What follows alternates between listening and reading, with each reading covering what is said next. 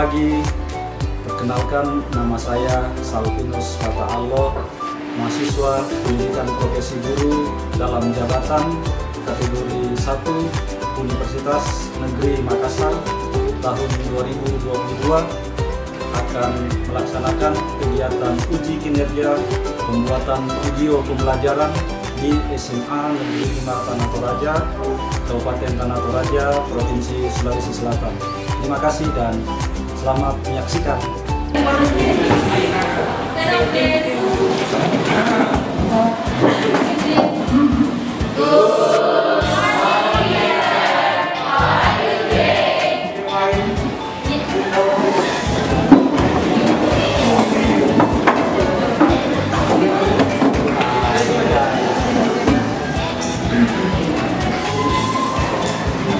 Selamat siang semuanya.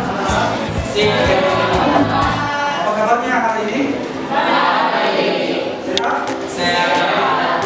Masih semangat? Masih.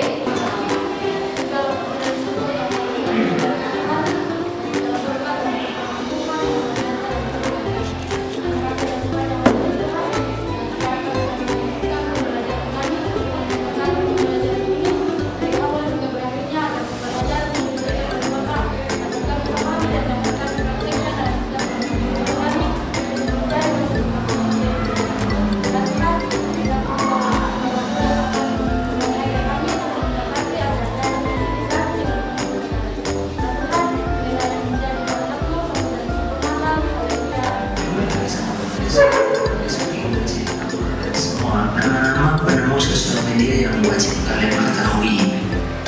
Nah, tak bisa dipungkiri zaman sekarang ini semuanya udah pakai sosial media ya guys.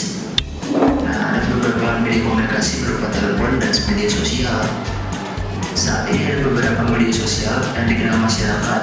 Beberapa media sosial ini sedang menjadi komponen yang sangat penting dalam kehidupan manusia. Bisa dibilang menjadi gaya hidup. Tapi tahukah kalian siapa sih yang menemukan sosial media itu? Kita mulai yang pertama ya, Facebook. Aneh rasanya kalau kalian itu nggak kenal Facebook. Social networking sekaligus media sosial ini menempati urutan kedua setelah Google versi Alexa loh. Bisa dibilang Facebook itu merupakan sosial media terpopuler saat ini. Hampir semua golongan mempunyai Facebook. Namun kalian tahu nggak sih siapa penemu Facebook? Ya, betul sekali. Mostly kalian udah tahu ya, Facebook ini ditemukan oleh Mark Zuckerberg. Dia adalah seorang pria yang berasal dari Amerika yang telah mendirikan Facebook pada tahun 2004. Sosial media ini didirikan bersama teman-teman sekamarnya ketika Mark masih menempuh pendidikan di Universitas Harvard loh guys. Yang kedua, Instagram. Sosial media yang satu ini juga sangat terkenal. Berbagai macam gambar dan video bisa diupload dan di-share sesuka kalian. Buat kalian yang tidak mau kehilangan momen penting, bisa kok langsung upload di sosial media ini. Berbagai macam fitur terbaru juga udah ada loh di Instagram. Nah, pertanyaannya siapa penemu media sosial ini? Banyak yang belum tahu kalau Instagram ini merupakan milik Facebook. Ya, memang benar, tapi hanya diakuisisi. Penemu aslinya adalah Kevin Systrom dan Mike Krieger di tahun 2010.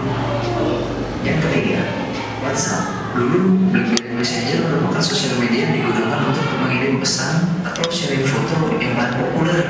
Namun semenjak adanya Android, BlackBerry turun loh guys WhatsApp ini.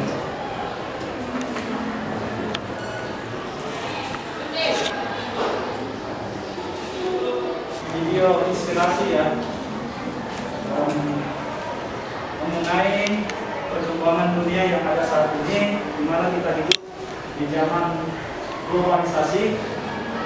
Ya, tadi dimana aku sudah menonton dan melihat bagaimana 5 orang ya atau 5 aplikasi yang terkenal di dunia saat ini. Antara lain tadi ada Facebook, Instagram, ada WhatsApp, ya, ada Twitter.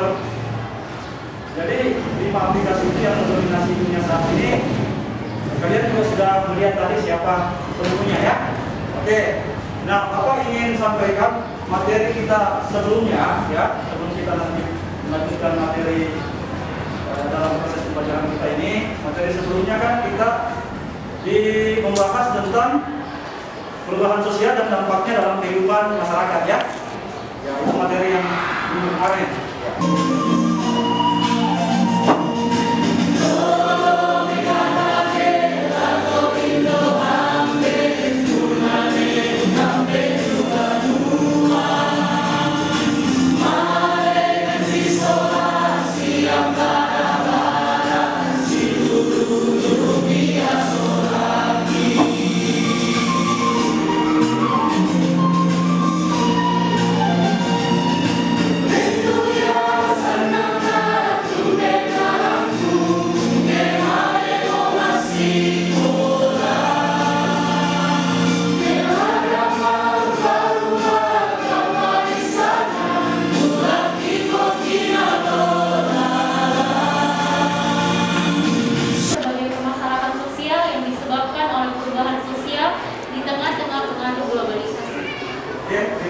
banyak.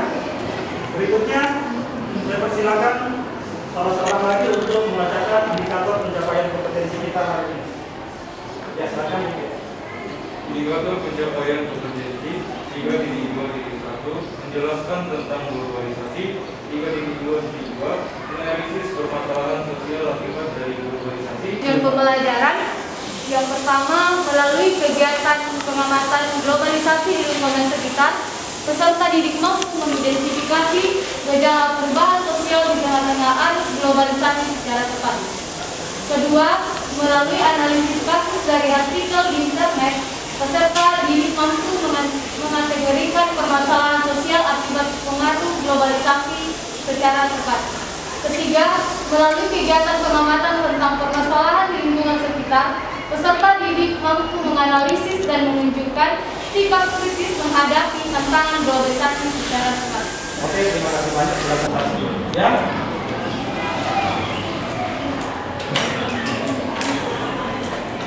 Ya, jadi dalam materi tentang globalisasi ini ya, dalam materi tentang globalisasi ini ada 3 hal yang akan kita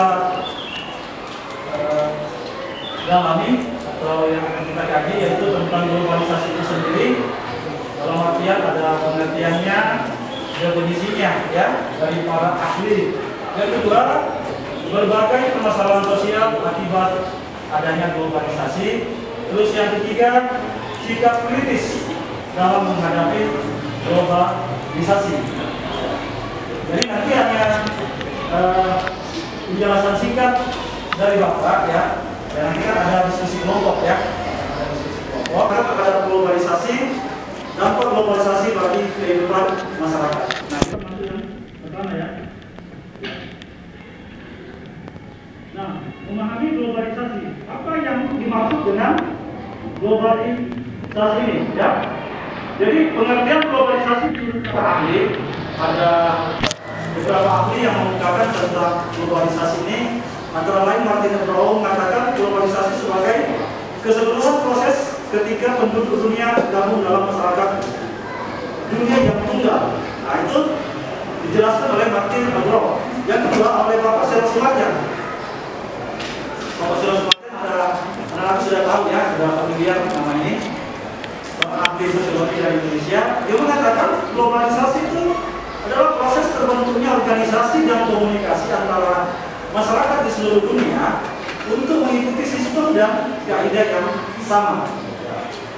Terus ada satu lagi yang namanya Anthony Giddens. Anthony Giddens mengatakan globalisasi dipandang sebagai cara hidup masyarakat pada masa kini.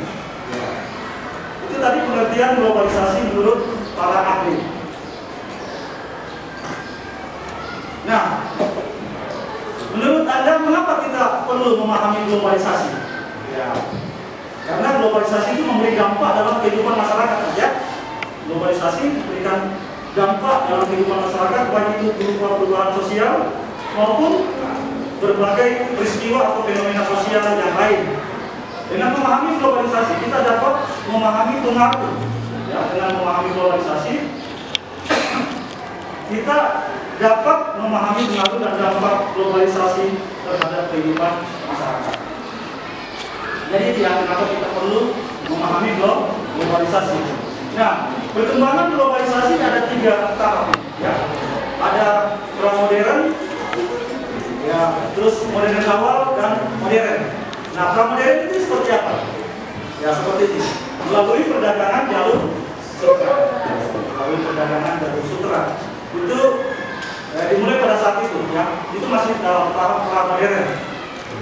Terus yang berikut modern awal, melalui apa? Melalui penjelajahan samudera. Nah, jadi ada peningkatan ya. Terus yang berikutnya, yang terakhir, yang sekarang ini ya, melalui jalur perkembangan teknologi komunikasi dan nah, ini yang saat ini kita hadapi ya. Itu perkembangannya atau tahap-tahap daripada globalisasi itu. Nah, bagaimana tanggapan masyarakat terhadap globalisasi? Ada yang mendukung, ya, ada juga yang kontra atau yang anti, yang ada yang setuju dan ada yang tidak setuju. Nah, masyarakat yang setuju dalam menanggapi globalisasi memiliki pendapat bahwa globalisasi mendorong kesejahteraan. Terus yang berikut meningkatkan kemakmuran dan menolak proteksi barang impor. Itu yang mendukung ya masyarakat yang mendukung. Terus yang anti terhadap globalisasi, mereka berpendapat globalisasi katanya bisa menimbulkan permasalahan sosial. Terus yang kedua, mendorong eksploitasi, ya perusakan sumber daya alam dan manusia, pemanfaatan yang negatif. Terus yang ketiga, mendorong pola pikir yang hanya berpikir untung dan rugi. Ya. Mendorong pola pikir yang hanya mengandalkan keuntungan atau keuntungan. Jadi itu tentang tanggapan masyarakat terhadap globalisasi. Jadi ada dua ya, ada yang anti dan ada yang pro. Oke, berikutnya, apa dampak globalisasi atau akibat globalisasi bagi kehidupan masyarakat? Ya, ada beberapa bidang namanya ya. Jadi dia berpengaruh terhadap beberapa bidang, ada bidang ekonomi, bidang sosial budaya, dan bidang politik. Nah, bidang ekonomi bagaimana? Ya seperti ini ya. Jadi di bidang ekonomi ada dampak negatifnya dan ada dampak positifnya. Ya. Jadi kalau kita bicara dampak itu ada dua, dampak positif dan dampak yang negatif. Ya. Jadi dampak positif di bidang ekonomi, negara memenuhi kebutuhan rakyatnya, terjadi transfer teknologi dari negara yang maju ke negara yang berkembang, terus memperluas pangsa pasar. Ya. Jadi wilayah cakupan pasar, ya, transaksi ekonomi dalam bidang ekonomi semakin luas, jadi namanya pasar bebas ya. Terus menambah sumber devisa, ya, bagi negara-negara yang memang. Teman kalian yang bernama Wilhelmus Edgar berangkat ke sekolah dengan menggunakan sepeda motor. Silakan. Untuk berdua, ya. Ya. Oke, berikutnya temannya saya tidak untuk berdua. Ya. Oke, nanti ya. Sedangkan temannya yang bernama Diva berangkat ke sekolah gunakan becak.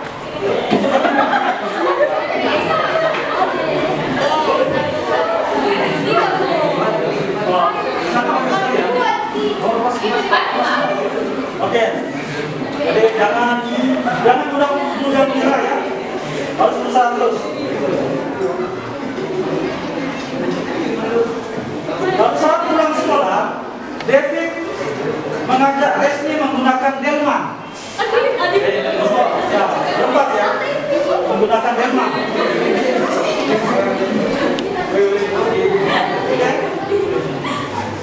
Cukup ya. Oke, kemudian di saat yang sama Farel mengajak Olive menggunakan angkot. Lima ya.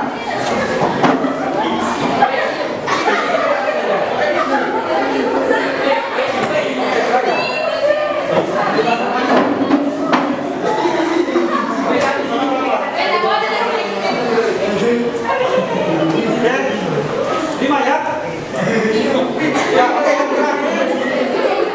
terakhir. Siti memberitahu teman-temannya untuk menunggu mobil pribadi ayahnya. Silakan, 6-7 orang. Ya.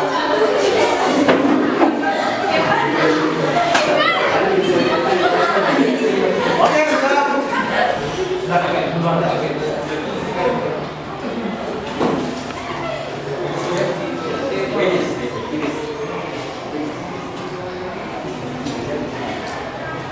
Ya. Kalian sudah mengambil kartu berwarna, silakan kembali ke kelompok yang masing-masing. Silakan.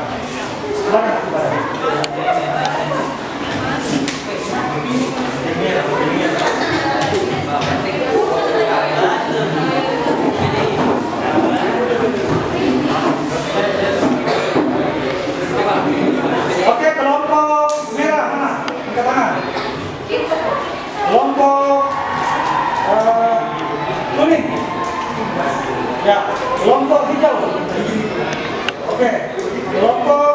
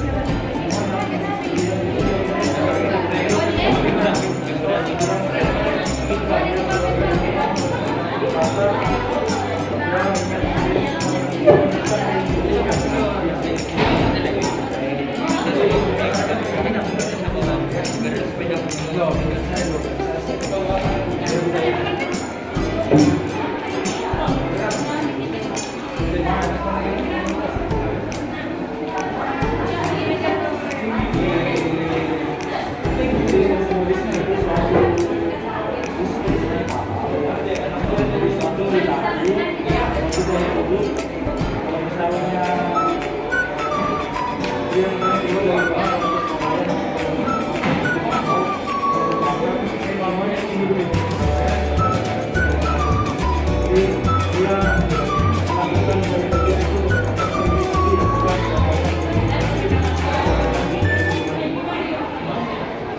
saya akan menjawab pertanyaan nomor 6. Bagaimana sikap Anda menghadapi dampak negatif globalisasi?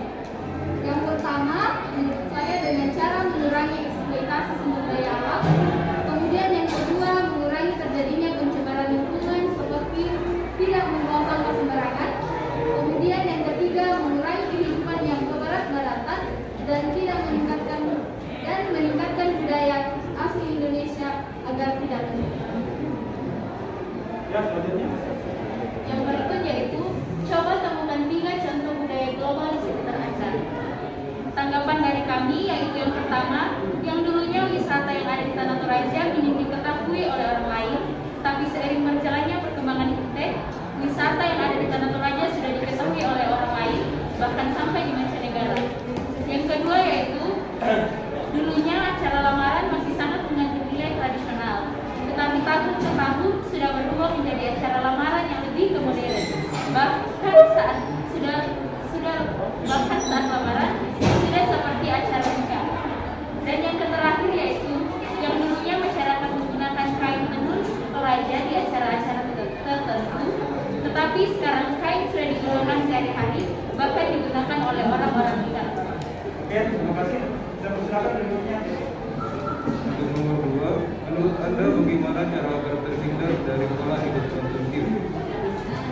Cara agar terhindar dari pola hidup konsumtif yaitu berupaya untuk mengendalikan diri dengan membeli barang yang dibutuhkan saja agar pola hidup konsumtif.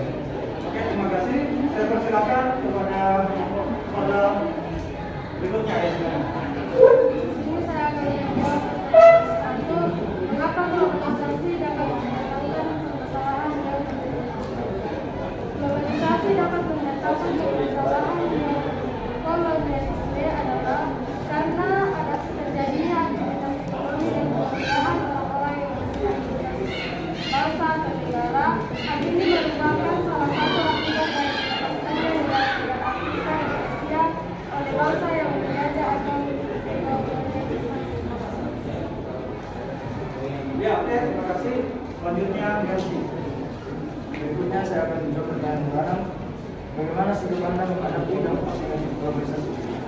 Menurut pendapat saya, sikap saya menghadapi dampak negatif globalisasi itu terbuka dan waspada terhadap perkembangan globalisasi, memanfaatkan kemajuan penting sesuai dengan kebutuhan, dan yang terakhir tidak menggunakan budaya asli daripada yang terpakai di globalisasi ini. Oke, terima kasih banyak. Kita beri aplaus ya buat pertanyaan, dan saya persilakan anak-anakku untuk menjawab yang tercepat di sini. Siapa yang paling cepat menjawab, Bapak sudah menyediakan reward atau hadiah untuk kalian. Pertanyaan pertama, apakah bisa suatu negara bisa menolak globalisasi pada saat ini? Oke, David. Tidak bisa karena itu sudah berkembang sesuai dengan kaedah dan sistem. Oke, terima kasih banyak ya. Tepuk tangan dulu. Silakan pertanyaan kedua. Ada berapa ruang lingkup globalisasi? Dan coba deskripsikan 2 ruang lingkup tersebut. Ada berapa ruang lingkup dari globalisasi, dan coba gambarkan atau jelaskan 2 hal dari ruang lingkup tersebut. Ayo, siapa?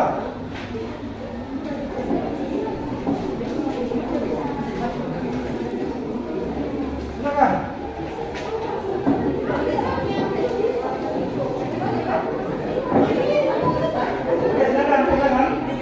Ya, silakan. ruang lingkup globalisasi itu ada 5. Yang pertama, ekonomi, politik, ilmu pengetahuan dan teknologi, sosial dan budaya, dan yang terakhir itu agama. Penjelasannya, globalisasi ekonomi itu dapat didefinisikan sebagai suatu kehidupan ekonomi yang bersifat global atau mendunia dan terbuka. Kalau globalisasi politik itu terjadinya globalisasi dalam bidang politik, yaitu munculnya organisasi-organisasi internasional seperti ASEAN. Yang berikut globalisasi di bidang ilmu pengetahuan dan teknologi, yaitu hadirnya teknologi yang memungkinkan banyak orang di belahan dunia manapun bisa saling terhubung. Yang keempat, globalisasi di bidang sosial dan budaya, yaitu globalisasi yang tidak dapat dihindarkan dan terjadinya pertukaran unsur-unsur kebudayaan antar kelompok. Silakan kuis yang terakhir, pertanyaan yang terakhir. Benar remaja, siap ya? Bagaimana sikap Anda dalam menghadapi perkembangan globalisasi tersebut? Sekali lagi, bagaimana sikap Anda dalam menghadapi perkembangan globalisasi tersebut?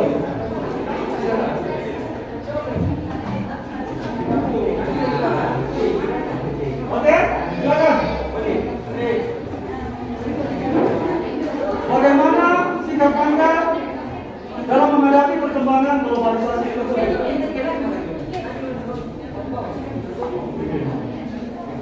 Silakan. Tadi yang terakhir ya. Bagaimana sikap Anda? Sikap yang dapat dihadapi dalam globalisasi, perkembangan globalisasi, yang pertama yaitu berpegang teguh pada norma-norma sosial. Yang kedua, menumbuhkan sikap bangga terhadap identitas bangsa Indonesia. Yang ketiga, mewujudkan globalisasi. Oke, close buat teman-teman ya.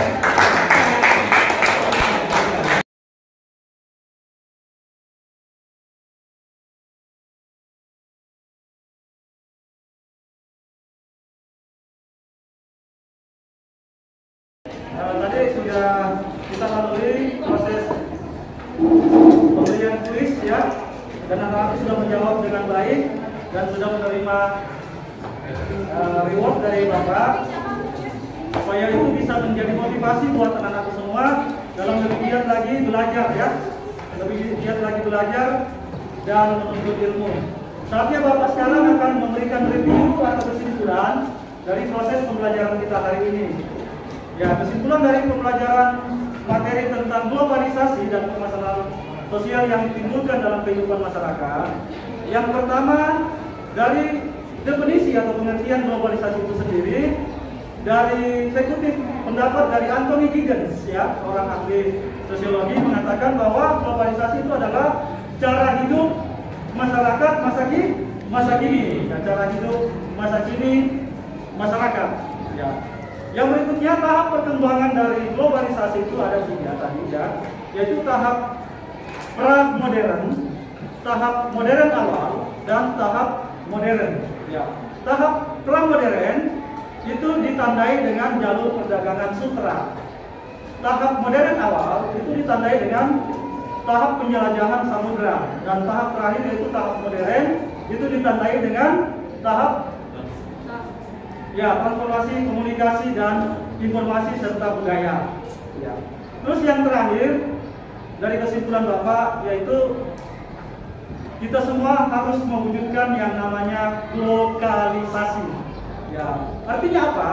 Artinya kita bisa menggabungkan antara budaya global dan budaya lokal. Ya, supaya seimbang menghasilkan sesuatu yang positif buat kita semua. Itu kesimpulan dan review dari Bapak.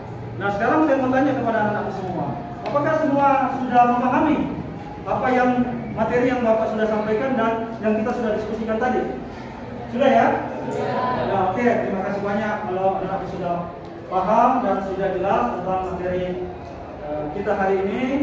Dan untuk selanjutnya, pertemuan minggu depan, kita akan membahas tentang ketimpangan sosial dari adanya globalisasi ini, ya. Jadi masih berkaitan dengan globalisasi, kita akan membahas tentang ketimpangan sosial dalam masyarakat. Oke, baik. Sebelum kita tutup pertemuan kita hari ini, ya, saya mohon kesediaan salah seorang siswa untuk memimpin kita di dalam doa. Silakan Silva. Dan teman-teman, sebelum kita mengakhiri pelajaran sesuatu kita pada siang hari ini, mari kita satu